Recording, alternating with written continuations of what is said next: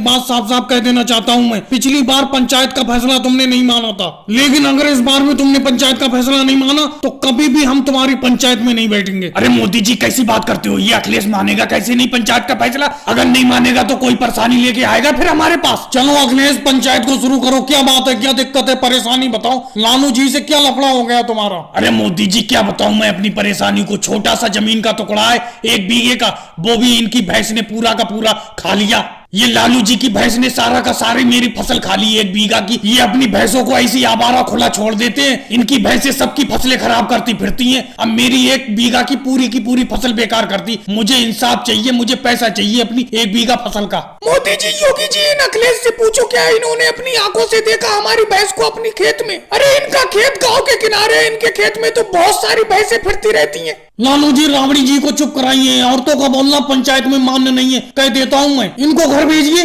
अरे भाग्यश्री राबड़ी जी चुप हो जाओ, चुप हो जाओ। अरे तुम यहाँ पर क्यों आ गई? मैंने तुम्हें आने को मना किया था। ऐसा है, बात तो राबड़ी जी की भी सही है बिल्कुल, इनके खेत में बहुत सारी भैंसें चुगती रहती हैं, पता नहीं किस किस की, लेकिन नाम हमारा लगा रहा है। इनसे खुद पूछो हमारी भैंस को कभी देखा इन्होंने अपने खेत में?